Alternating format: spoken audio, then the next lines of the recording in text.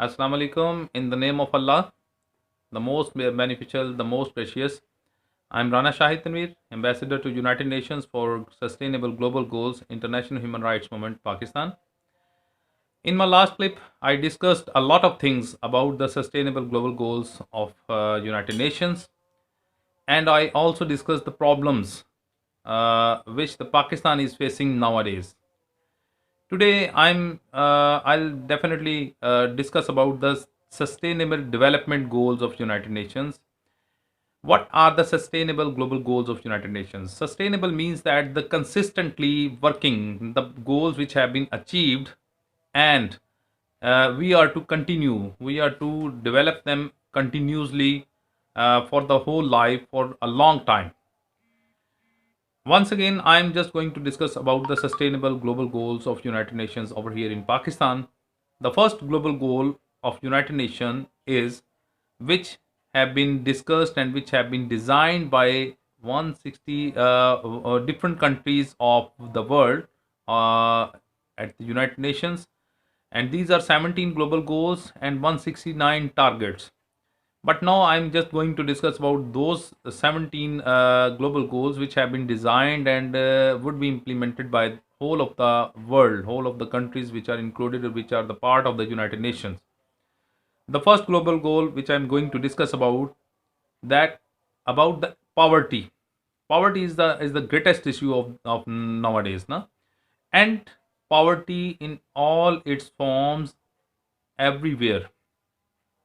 The first global goal which have been designed by the United Nations and the countries which are the part of United Nations as well, to end the poverty. Poverty is the greatest problem all over the world. You know very well that poverty is the major cause of crime as well. Poverty is the major cause of food shortage.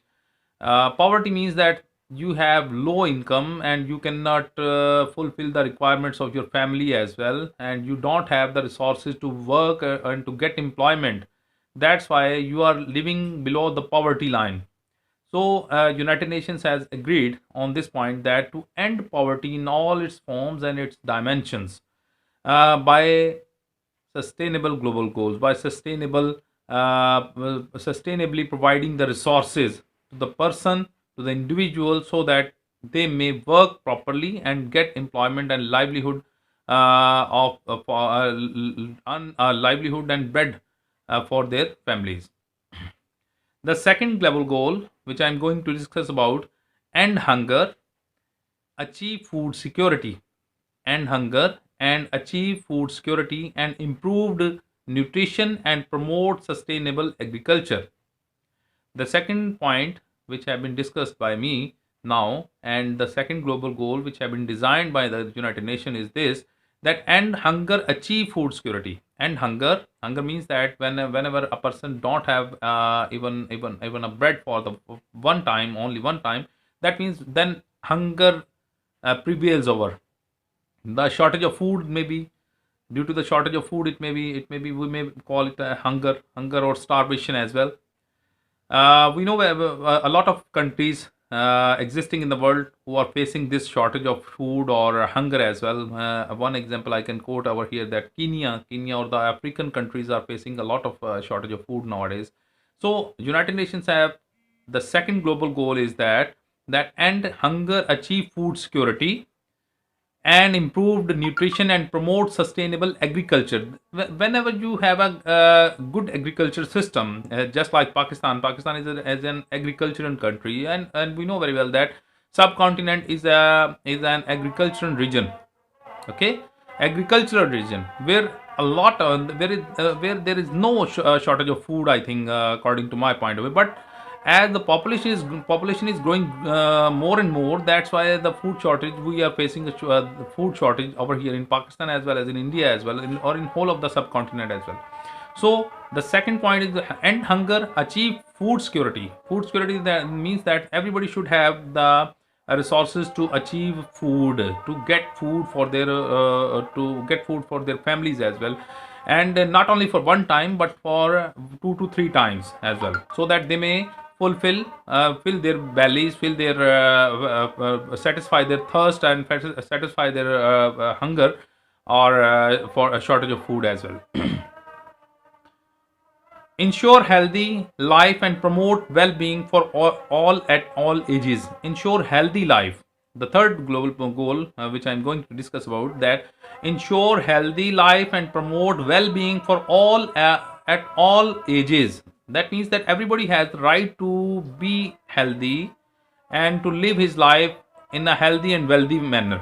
It means that when a person is living a healthy life, when he gets a chance to be to take exercise, and when he has a lot of resources to get food as well and to get employment, and if he has all the requirements of his life and for his family as well, that then he will be definitely be healthy, and he may be promoted, he may promote the healthy life, healthy environment to all the other being, all the other being. It is not only for the young people, it is also for the children, women, men, and old age persons, that they have the right to live a healthy life.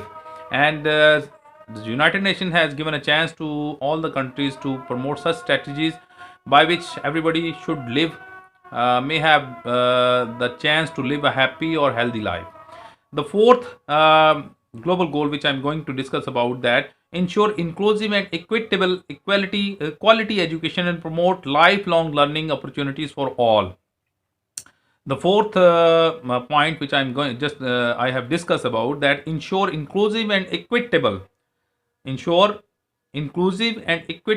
quality education and promote lifelong learning opportunities for all. It means that when our nation is well literate, or a nation is gets quality education, that means your direction is settled. Now you are on the path to make progress in the whole world. Someone says that if you just want to if you want to make progress in the whole world, you should move with time. We should give the chance to the youth to get modern education, to get scientific education, to get the education interrelated and connected with the modern times, and it must be according to the contemporary learnings of all the ages of whole of the world. So it is the right of everybody to get a good education, a quality education, so that he may make progress in this progressive world. The fifth point, which I'm going to discuss about, that achieve gender equality and empower all women and girls. This is a very core issue over here in Pakistan, that gender equality is not over here in Pakistan. We a lot of women and girls are facing this problem nowadays, or every day. Everybody, someone, it's a man-made society where women has no right to make progress as well. But with the passage of time, women and girls are getting education, they are making progress, they are not only working in other departments as well, but they are also making progress in their respective departments.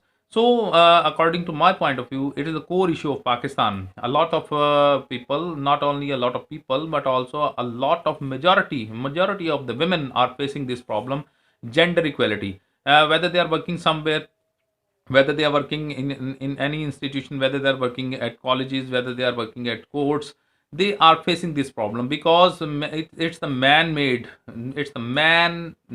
or you may say majority superiority of a man is over here in our society, and the men do not like that a woman should be equal, should have the equal rights in this society.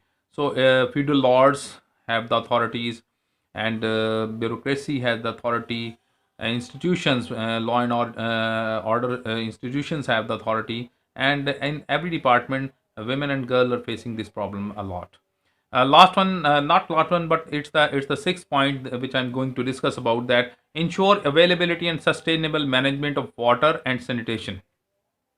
It means that sanitation for all. Once again, I'm just going to discuss about the sixth point, that ensure availability and sustainable management of water and sanitation for all. That means that everybody has the right to drink pure water. Everybody has a right to take bath by a lot of water. Everybody has the right to get water, not only for the society but also for himself or themselves as well.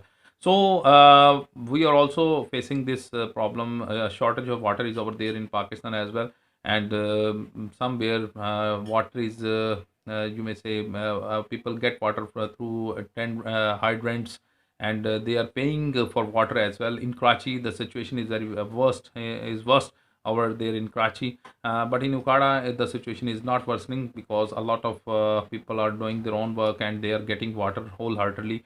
So, according to my point of view, a lot of problems are over here, but we are here to discuss all the things within the country as well as at the international level. Being as an ambassador to sustainable global goals, international human rights movement, it's my responsibility to discuss all these things and to convey and communicate with you people about all these things. In my next clip, inshallah, we'll discuss the more sustainable global goals and the resolutions and resolvement and the solutions of all the problems, inshallah, in our next segment, in my next clip, inshallah.